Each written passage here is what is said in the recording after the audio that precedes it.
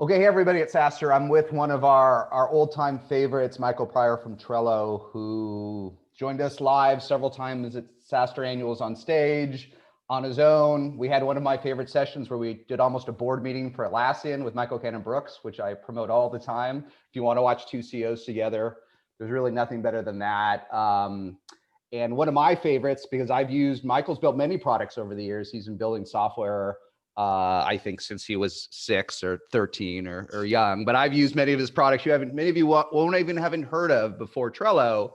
And then I had some fun looking up. In the first 2 months of SaaStr back in 2012, the first and only product review I ever wrote was about Trello. I said it was great. And I had been exposed virally. So I don't know in 2012 how many Trello used. We have 50 million today. How many do you think we had in 2012, Michael? Yeah, I don't know, a couple thousand maybe. A couple thousand? That's pretty cool. So I'm old school. I'm OG Trello, I guess. There's a special URL you can go to that will tell you what user number you are. Oh, is that right? They have that for LinkedIn too. Wow. Okay, I've got to look. Yeah, maybe. Hopefully, I'm in the quadruple digits. Probably not. Definitely in the 5 digits. My first and only software review. Trello is cool. So 1 star, right? You were like 1 star. No, cool. 5 stars. I realized quickly after that, I don't think anyone wanted to hear product reviews from me, but I did do the one. But anyhow, it's always been one. And it was interesting to me, I got exposed virally, which we'll chat about. So much has changed, but let's chat about that. Before we get there, the genesis of this is I want to talk about going enterprise, right? And I'd seen a little thing that you guys had achieved FedRAMP authorization, which we'll talk about maybe second, right? Going up market, because it takes a while to start doing some of that stuff, right? And we think of the old days of a cool developer-focused project management Kanban tool now selling to the federal government. It's a lot of change, but we're 8 years into Trello, right? 10 years? How many years are we into Trello, and where's it going in the next decade? Yeah, I mean, I think from the genesis of the idea, we're probably coming in on a decade. And I think it's been a great time for us to sort of step back and think like, how do we evolve this product for the next 10 years? And what do we want to do to change it? And I think within that backdrop, you have to understand what are the things that people love about this product? Why did they decide to use it in the first place? What's gotten us to that 50 million number, which at this point is a really old number, but because big public companies. But yeah, public companies. So there's some schedule to when you can say these numbers, but it's a lot higher than that now. 50 plus. Yeah. You have to take the essence, the product principles that made you succeed, the brand, and you can change it and evolve it. And I think that's for a lot of products. The general journey is they talk to their customers tell them about more problems, and they create features, they create sort of geography of their application that solves more problems for those people. And essentially you build a product that is more powerful, it's more customizable, it does more things, but it also becomes heavier, right? In the sense of what is the affordance that I use this product for? So, I think like there's a lot of productivity apps. There's a lot of project management apps. The space is really big. And while you could use a lot of them, to plan your board offsite, or you could use a lot of them to run your financial quarterly close for your company. Like people tend to gravitate to different tools for certain jobs. Like I think of, why would you use PowerPoint for something versus just putting Word in landscape mode? Like they both let you put pictures and text, and like a lot of the features of apps are very similar, but there's sort of a space that people go to where they gravitate to, and they realize that they want to use that app for those types of activities. And I think that what goes into that is those product principles that you're using and how you're applying them to your product. And so there's this kind of special place where it's like, how do I add power while keeping the simplicity? It's almost like this holy grail, and it's almost an impossible thing to do. And we spend a lot of time thinking about that and trying to keep the mental model of what Trello does simple, but add a lot of power to the way people organize things. And I can go into that if you want to talk about that, but it's Well, can we tease into one vector of that? Keeping it sure. simple as the feature set expands. It's a classic challenge we've all talked about for a long time, right? Yeah. But I actually think that is easier than a related challenge, because look, if you have a core UI that's easy to use like Trello, right? And you stick to that, which is hard to do, right? But if you stick to it and you have a good team, I think you can keep an easy to use product for a while. What I find more interesting is as you compete more broadly. So as you said, there's a lot of project management tools out there, right? And notwithstanding that maybe you're approaching 100 million users, people use other tools. So I would say I'm not an expert. I do use Trello. I haven't used a lot of other tools, but they're more complicated. Many tools are more complicated. But as you get pulled into that, how do you handle that balance of actually building a more complicated app intentionally so that you can close that $1 million deal or attach to that big Jira deal or Confluence deal? How do you think about that piece?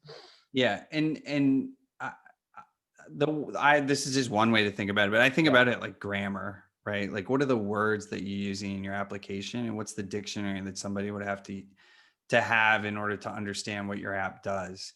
And the smaller the sort of dictionary is, the easier it is for people to understand. So I was sort of focus on like the words that you're using, because obviously you could just create a list of pages in your app or like new places to go, right? Like you'd be like, we added OKRs to Trello. You go to the OKR page, we That's the added, traditional way to do it. and That's on the admin page, right? sure, exactly. And then the problem becomes your PMs struggle because they're like, we don't get any people going over to this other place, right? Like that, it's easy to create these other destinations where you can kind of put those features. And I think that is one way to solve it, but it's, there's sort of a question of design and an artfulness to like try to figure out how you can do that within the framework that you already have, or what's like the minimum set of inventions that you can come up with or new words in order to do it. So let me, I'll give you an example here. So we in Trello, we have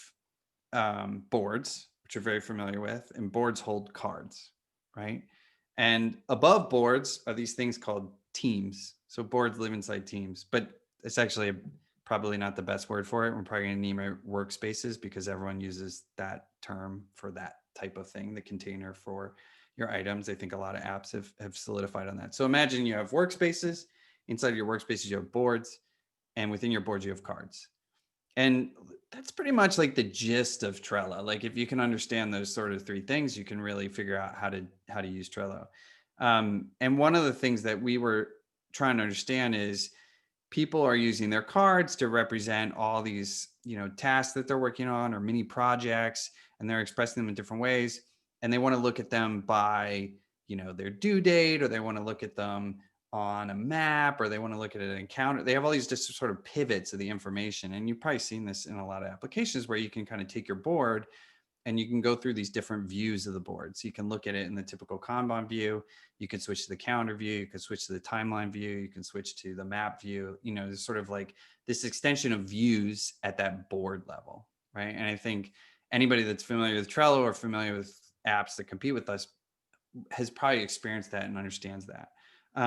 But one of the things that we're going to do this year was to sort of extend that view metaphor up to the workspace level.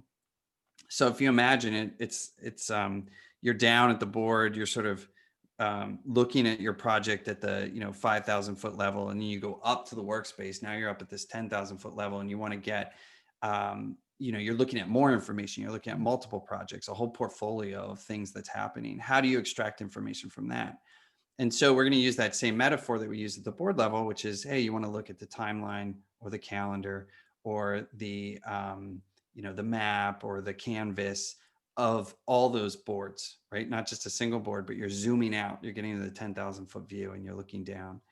And then that's great because it gives you this high level overview, which you were talking before, like how do you kind of create more advanced use cases, or kind of like people are using it for a higher quantity of information or more, complicated tasks, which you can add automation in there. We have an automation engine in Trello, so you can do a lot of things there.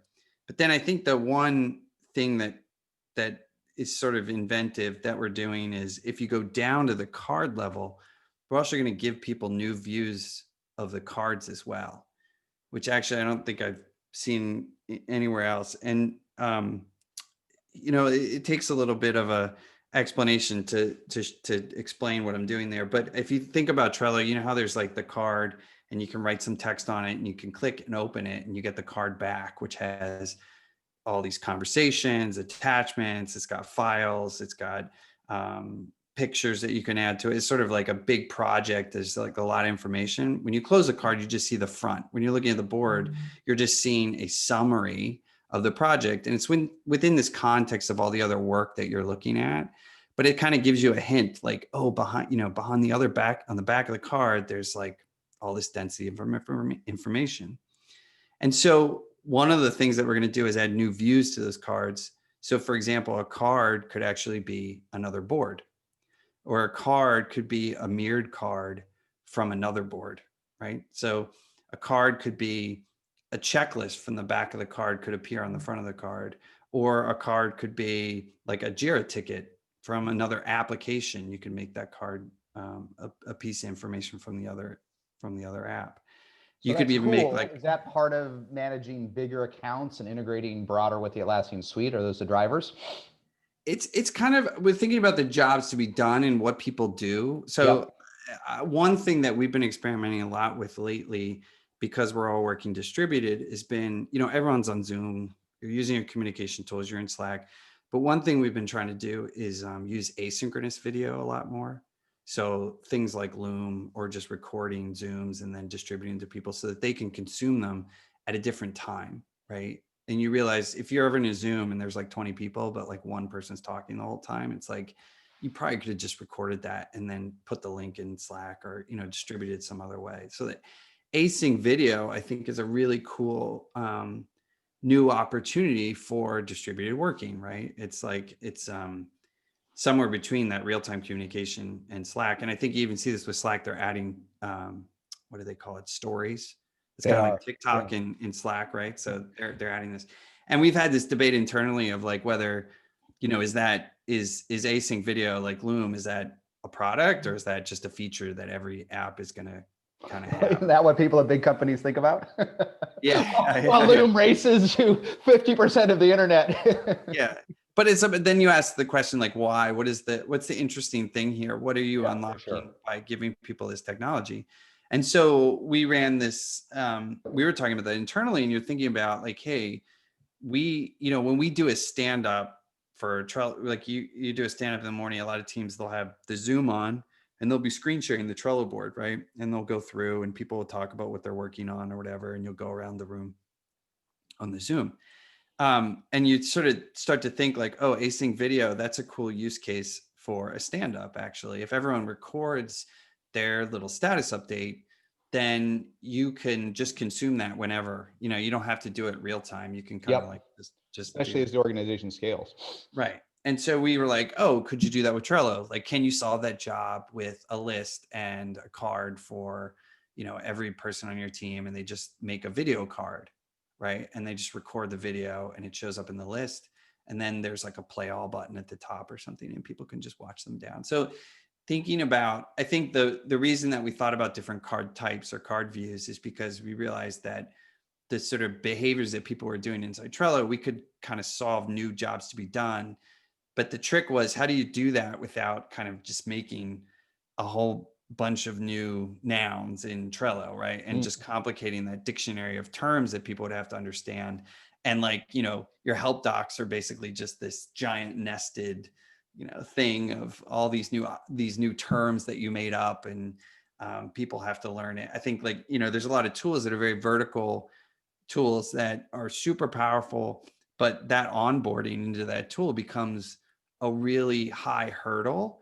And so you're only going to do that if it's like part of your job, right? Like you're only going to figure out how to use Salesforce if it's like, you're a salesperson, so you have to do that, right? And so people that are just like, hey, I just need a little CRM, I'm running a little business, most of the time you're not going to jump into one of those vertical tools that has that huge hurdle to jump in order to understand it, because the amount of work that you have to do is disproportionate to like what you need to do to get your job done, right? And so that's the balance. I think when you're building a horizontal tool like Trello, that's our job, is to keep that dictionary really small and make sure that the ramp to understand the application is as low as it can be for people to onboard. Well, that's interesting. With this new expression of cards, you want to make it as sophisticated as you can with no training, the minimal onboarding headache, right? So that anybody can use Trello, like back 10 years ago or 8 years ago.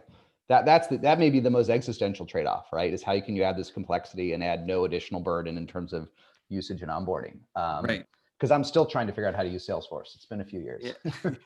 And but I it's think powerful, but it is powerful, no question, right? What I think the behavior that happens a lot of times is PMs get in there, they add the feature because they just need to do it. And so they just build it.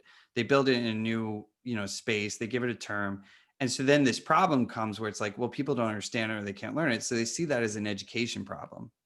Right. And they're like, well, I guess my job is I have to explain it to you, and I have to like make you watch a video, or I have to put a bunch of words on the screen. And like, people don't read, right? They don't I think read. it works in the enterprise if you have to use it, right? But if you need a If you do wiki the or a training, Q&A, right? it So then doesn't it's like, work. okay, now you got to do the training. But if you're an app where your pitch is like, no, there is no training, you're just going to understand this. It's just going to be innate in the way that you use it. And you're kind of oh yeah, it works the way I expect it to work.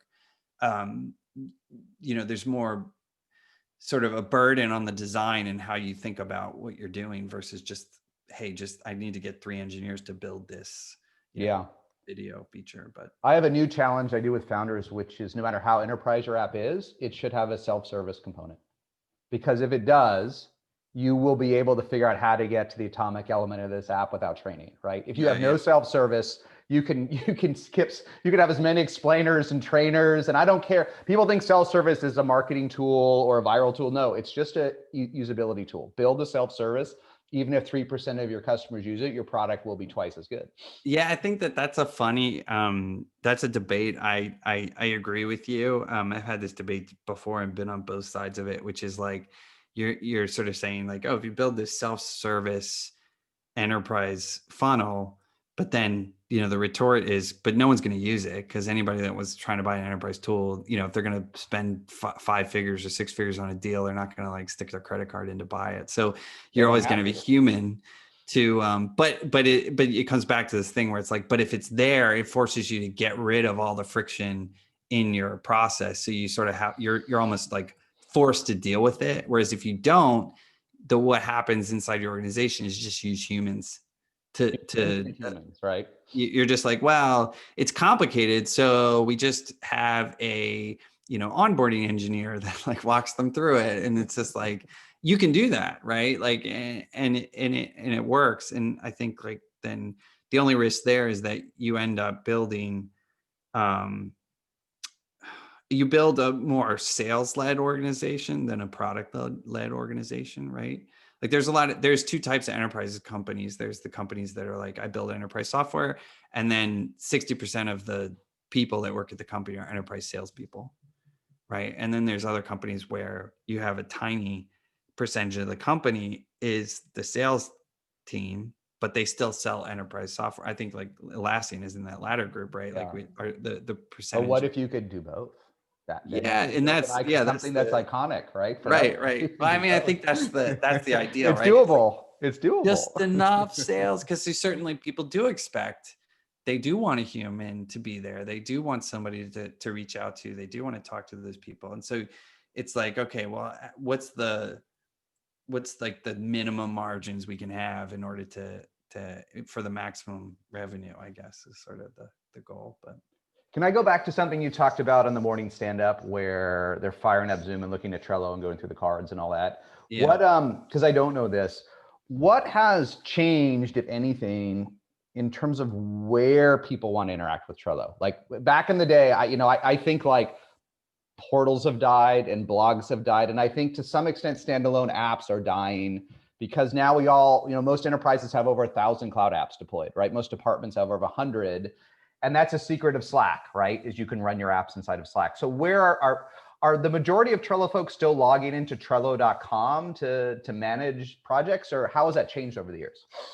I think probably the majority. Yeah, I think you still end up with like a kind of land, in the app itself. But like, for example, Microsoft Teams has a design where you can add tabs into Teams. So you can have like your chat window in the channel. So you're in a channel and then you have your chat and then you can add a tab that's the Trello board, for example. Yeah.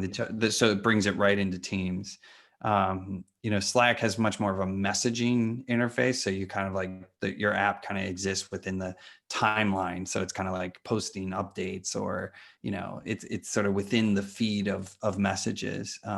So people definitely have that kind of interaction too, where they're coming from their messaging app, which I think is probably the bedrock of that distributed communication, the distributed way of working, right? Like is the tools that are at that communication layer, like Teams and Slack and Zoom. And then on top of that becomes, next you get your work management tools like Jira and Trello and the others. And then you kind of have other tools like your collaboration tools, or you're talking about documentation and those sorts of things, or like brainstorming tools. Like I think you've seen a lot of people, picking up things like Mural and Miro, tools like that, where you're kind of whiteboarding and investigating and ideating and doing those sorts of activities. So I think probably the change over the last couple of years has been an increase, certainly in the way that people are interacting with information from other tools. To your point, I think like there's this term Cambrian SaaS, just kind of like there's all these SaaS apps, and in order to compete, you want to make sure that you play really well with all of them, and especially at that communication layer, it's really important.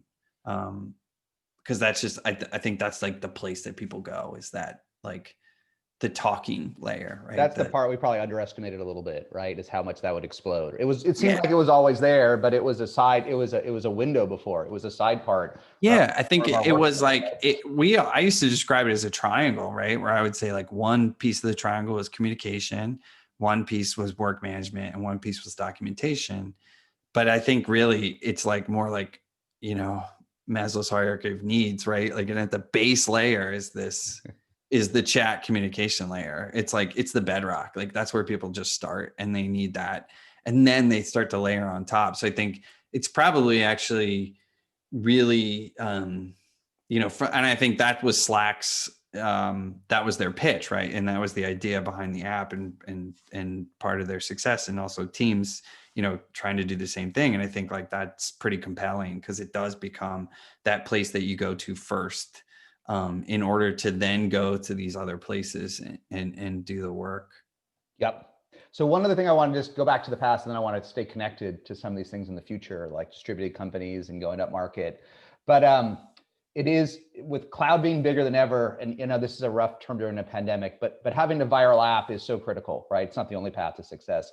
When I discovered Trello, if you look at that SaaStr post, it was virally. I don't know how much is viral today, but what have you learned about viral growth in productivity apps and cloud apps? And has it changed over time how viral exposure works? I don't think it's much different than it was, 10 years ago. I think like any kind of collaboration app that you have is subject to like the weakest link, I'll say. It's like, in order for it to succeed, everyone has to buy into it, or it's not going to work. So if it's just becoming this system of record where every Friday you log into it to post your status update so that your boss can read it because it's their tool, right? Like it's like they're like, I require that you put your, weekly updates in here. Then it's not, yes, you might be using it. You might count as a monthly active user, but you're not really adopting the tool into your workflow. So people had to be able to see how they can use it themselves in order to really kind of be able to propagate within an organization, right? So you have like, hey, this team uses it. It can spread virally to these other teams within the organization. People can take it from work to home. They can use it for things at home, and then they go to a new job because they got fired and they bring it over there. That's been the nice thing about Trello, is I think it's a tool that you can stay with you throughout your life, because you can kind of see how you can use it for stuff in your home life. You can use it for stuff at work. You could leave that company, go to a new company, and you're like, oh, I'll just take my boards. And, there's sort of this, like, it's not, you can take like, your boards. like, it's not like, I don't know what I mean. It's not like there's there's a category of tools that's very much driven by the company has decided to standardize on this tool. Well, Salesforce isn't viral, right? Salesforce is not viral. Yeah, right, exactly. And it's like the companies decide, it's like, company decided to use Workday, so you go into Workday and log all your stuff. Like it's this sort of, it's one of those things you're not really bringing it into an organization. Yeah. So we benefit from that. I don't think that has really changed that much. But for the next, but if you're north of wherever you are, I know Atlassian's public company, you're north of 50 million users, 100 or whatever it is, has the, roughly speaking, the viral contribution to growth, are there no limits? Can that stay consistent with your user base as it grows? I mean, at some point you have every user on the planet, but yeah. Fail, or does it actually accelerate over time? Does the viral component for planning? I don't know yet. I mean, I don't know if there are limits. You're only 8 years in. Yeah. I mean, and I think like what you see is actually, from a year ago, the total addressable market just grew, right? Like it just went nuts. That's true. Back in March. So we've always been talking. It's funny because like you talk to the journalists, and I think the hot topic like 3 years ago was, what's the future of work, right? And it's like, we're in it. Like this is it. Like it just came like a boom. 5 years turbocharged. Yeah. Like it was happening. People were adopting it. People were playing with it. And it was like, nope, everyone has to do it. You have to figure out how to work in a distributed way. Yeah. And so it just accelerated that for the companies that could, right? Like not everyone is in an industry where you can do that, but for the companies that could, they figured out how to make it work. And it was just like, this March versus last March, I think signups were like 75% higher this March than they were the prior March from the year before. It was just like this super big influx. And then people, kind of found how they were working, and it started interesting because there's also these macro trends where the economy is doing different things, right? Like a lot of small businesses are out of business. Like there's restaurants that are shut down, and you see them every day shutting down. And then there's other places that are doing great. Like I bet Instacart is crushing it right now. It's sort of like, so there's both winners and losers, and obviously you could not have planned for a pandemic proof business. Like that wouldn't be, I don't think many people were thinking about it like that. But I do think that that future has come, and it will probably, many people will go back to the office when we can. There's just great things about working together in person. There's great things about being able to work from home and not having to commute. And I think the nice thing is people kind of got a taste of what are the good things about working remotely, and we'll be able to kind of keep some of those things to get around the nonsense of, things that just weren't really causing productivity, but they were just the way that we did things. So we just kept doing them that way. Right. Like, it's like, it was just a behavior that we had adopted and the way that we worked. And so now we're able to develop new behaviors, and people can be like, oh, actually I'm getting more done this way, or I have this, I used to work in an office where people are sitting right next to me, and now I have a whole room to myself, and I can concentrate and write a ton of code or draft documents or whatever it is that you do. I have some lawyer friends, and I think like there was definitely a sense of, you can't work from home when you're a lawyer. Right. And I'm like, but why? And they're like, oh, you just can't. Like, they just don't want you to.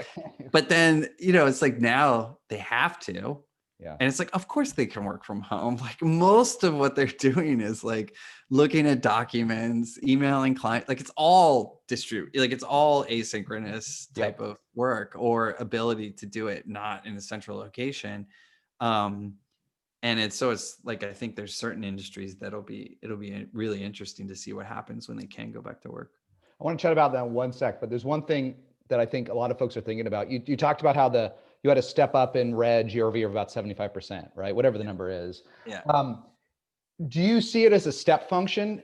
What I mean is, especially folks in e-commerce, which you talk about Instacart, but other types of like what we saw in productivity software was crazy. What we saw at Shopify was broke the mold like Zoom, right? Yeah. But is it, if the future is pulled forward 5 years, is it a new normal? Will growth return to normalcy after this? I mean, have we stepped into 2025 and now we should have normal, or are we still seeing acceleration? Do you have a sense if the boost is over from COVID? I mean, I think it's too early to tell, because I don't know. There's probably a cohort of people that are just working like this because they're forced to, and when they can go back to working the other way with the old tools that they have, they will, Yeah. right? And there's probably a cohort that is new, and I definitely think there was, because it was a moment in time, I do think that there was a, kind of front loading, right? Like you pushed a whole bunch of people very quickly into um April wasn't 73% over the previous April, so it was sort of like, it was definitely higher, but it was March was like this huge surge, and then but the growth, it's kind of like, if you took COVID out of the picture, you've definitely stepped up higher, and I don't know if the growth rates are faster now, right? Because the question is, and we were talking a little bit about this before, but it's like, how many people are starting businesses now? I don't know, right? Like, has that sort of slowed down? Are you able to just like recruit people if you can't see them in person? Like, you're like, oh, I'm going to do a startup and I'm going to hire 10 people. Like, has that influx kept going, right? There's many small businesses that are being created, and I don't know. Yeah. But I would guess, my guess is like there's some restriction on that flow in of, I don't know. It's hard. I guess there's probably a lot of people with great ideas and seeing problems that are happening right now, and they know how to solve them. So they're like, yeah, like you said, the Shopify thing where you have a whole bunch of merchants. I wonder if the thing is that those are people that didn't previously have a business versus people that had a brick and mortar business and needed to get online, right? Yeah, I don't know. We should know. I mean, the e-commerce thing is substitution, right? I have no store anymore, right? I have to be online. And Right. entrepreneurship is up. The Trellos and the Adobe signs that are being started, that's up. Whether small business across the country as a whole is up, I'm skeptical given the macro effects. I think brands have benefited. It's not just the Atlassian Trellos, the KFCs and others have benefited, and the non-brands have been hurt, right? The non-brands, it's a flight to what we trust during a pandemic, right? Every trusted brand has gotten a boost. Right. It's hard to create a new source of trust within the pandemic, right? Because it's hard for recruiting. Like even in venture capital, you see these incredible rounds, but they're all still with known people, right? Yeah. Everyone that's getting the big rounds are all going, if Trello was a private company now, you'd raise 400 million because they knew you, right? They've known you for 10 years. Yeah. You'd be like, I can't believe this deal. I'm taking it. But and it's sort of it's sort of interesting, because then that means that there's capital there. I'm sure there's tons of people with ideas, but then that kind of says that there's something about the fabric of how we live that's so social, right? Like that's such like reliant on us being in like kind of, that, like if you're trying to figure out like what's the difference between before and now, it's like, well, people just can't get together as easily in person. They can't travel. So you're like, well, but we have Zoom, we have Slack, we have all these tools that let you work asynchronously, but some piece of that relationship forming, whatever it is, making a new business, trying to like build excitement or whatever, something in there must be at some stage being restricted by the inability for us to get together in person. Well, it's funny. I moved my office. We have an office in San Francisco for SaaStr, which is basically abandoned, right? Because San Francisco is abandoned. But we took these little offices in downtown Palo Alto, which is very cute, and they're safe. Everyone has their own office. There's no shared door. We have these pods bringing downtown Palo Alto, and so I'm there a lot. And there's a lot of founders pitching VCs walking around and at lunch. And I think what's changed, well, I do know it's changed even with my own investments, that, for a while there were no physical meetings, right? Now they're further down the funnel, right? And we may stay in that world to some extent, right? We may not need to meet as much the first time we meet, right? Michael and I might not need to meet in person. We can meet on Zoom, and maybe it's the third or fourth time. Yeah. But that may still be critical that we meet. We just may not need to do as much,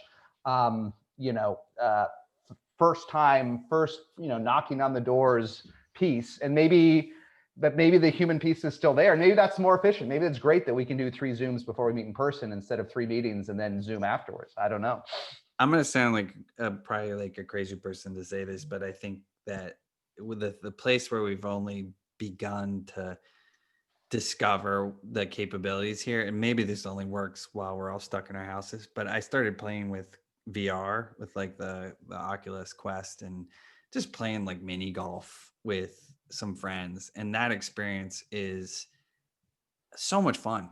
Like the difference between being able to see someone in VR versus on a Zoom, there's just something about the spatial representation that makes it feel totally different. So we tried the other day, for example, at work, I got a couple of the people together and we did a meeting in this app called Spatial with the VR goggles, but like we spent the whole time like you can kind of summon these objects, like you could summon a cat or a pencil or like an airplane. And so the problem was the whole meeting was everyone was just like summoning things and making them really big in the room and like like it was just we were just playing. But it was interesting because we actually brought up a browser. And we were actually talking about a real problem that we have. We brought up a browser and we were like going through these charts. And one of my coworkers was, pointing at the chart with his hands and like pointing stuff out. And I was like, I kept turning my head to look at him, and he's like looking back at me and we're not, we're all in this VR world. And there was something there. Like, I don't know what it is. I don't know if people are going to want to put these headsets on once COVID goes away, but right now, at least, I don't think that this has really gotten mainstream, but there's something very cool that does capture some of what's missing from the very two-dimensional like computer screen interaction. Yeah, there's something about presence that we're still in the early days of on the internet, right? Yeah, That presence, yeah. that green dot in Slack or Teams is not enough, right? That's not presence, is it? Right. And you're teasing at a piece of it. And when we can cross presence, maybe in the old days of ICQ and Yahoo Messenger, it felt more like presence. Now we're surrounded by this stuff. But when we do that, maybe that's the hurdle. I don't know. Maybe for all collaboration and other tools, it's presence. Maybe. I don't know. Let's hit just maybe 1.5 things related to this before we run out of time. But let's talk a little bit about that distributed world. And you noted when we were chatting before, I guess I knew this, but I forgot that Trello sort of led Atlassian to being distributed, right? Because you were distributed from the beginning and helped the company. And you made a comment, which I've heard different versions of different people, that a lot of things are better distributed, but mentorship's harder, right? And sometimes for junior people, things are harder. And the more senior folks I talk to, the more they're doing fine here. And the more junior folks I talk to have just taken their first job, they're struggling to have that experience. So what have you learned around mentorship and having everyone distributed at Atlassian? Yeah, I think that there's, we used to pitch this as like, is remote better or is in person better? And it's like, the answer is, it's depends, right? Like, of course, obviously. And there's a lot of great things about working in a distributed way. And there's a lot of great things about working in person. And so I do think when you start talking about people and I don't know if it's always people at the beginning of their career or if they're just new to that particular job or role, but I think it's definitely harder to start at a new place and form the trust and connections with the people inside the company without some of the serendipity that an office provides. So for example, you might form deep relationships with the people that you work directly with. So it's like there's some set of work that you have to do and you have to, you're in the chat rooms talking to your direct team and trying to figure out you're on the Zooms with them and you sort of develop a relationship with those people and you can make time to even, like, one of the things we tell people is like, make time to even meet with those people, not about work, right? Like just to talk about random stuff, because that would happen if you were in the office, you talk about, what the TV shows you're watching or whatever. And there's some camaraderie and trust that develops from those conversations that aren't directly related about work. But I think the really difficult part is how do you form that with people that you don't work directly with? Because now you're not even going to see them, right? They're gone. Yeah, and they might be in your Slack workspace, but you're not in the channels with them. So, and you're not in a Zoom with them. So now it feels like it's harder to form those kinds of connections. So if you're starting at a new company, that would be hard. And if you're, earlier in your career and you're trying to kind of pick things up, like imagine a new salesperson. I think like we saw this a long time ago at Stack Overflow when we were hiring salespeople. If we would physically just put a junior salesperson next to somebody that was really good, like just sit them seated at their desk next to somebody, that over time the junior person would ramp better than if you put all the junior people together. Yep. Like if you sat them together, right? Like there was serendipitous Training by conversations happening. osmosis in sales has been known, right? It's Yeah, been known, right? they'd overhear it, right? They'd overhear the more senior person, the pitch that they were making, or maybe the senior person would overhear their pitch and be like, what you should do is maybe talk more about security or whatever, right? Like there's this sort of informal conversation going and learning going where it's not a formal training thing. It's an informal thing. It's like a critiquing that's happening throughout the day. So I think in a mentorship situation, like there is a lot of that, and that happens to have to take place better in person, because you can't necessarily plan it out. If you can plan it, out, if you're like, oh, I'm going to call a customer and I want you to listen and then give me feedback, it's like, sure, you can do that, right? Like, and that's probably what you do right now because we're distributed. But having that sort of flexibility to just be seated next to somebody, and it's like, oh, I overheard you talking and you said this thing, but maybe if you had said it this way, like you're not going to be present for those kinds of conversations. And so I do think that some of that mentorship probably is easier to do in person than it would be distributed. Yeah, the sales change is, it always seemed like the very last frontier to change. I remember when I met back at Trello, your head of marketing, JD, said, my whole marketing team's distributed. I said, that's not possible. I said, I get that the rest of the company is, but no way your revenue team is. He's like, yeah, this guy, Michael, he makes us do it.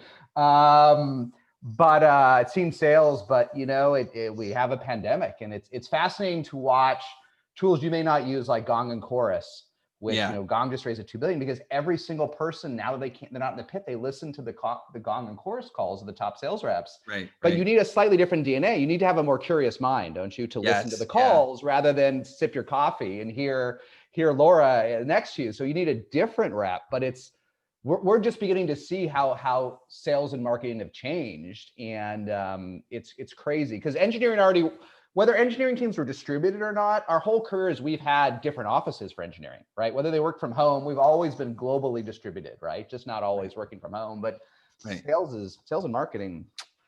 So anyhow, last thing I want to. Oh, sorry, go ahead. Well, I was just going to say that it's sort of interesting. You brought up that behavior where you can kind of like, now it's actually, in some sense, it's even easier because you're forced to use these tools that are digital. We can record things, right? Like, it's just like, well, naturally, like you and I are talking and the Zoom is recording, right? Like, it's just like that actually becomes, now there's a behavior that we're doing that's much easier than if we were having a meeting in person.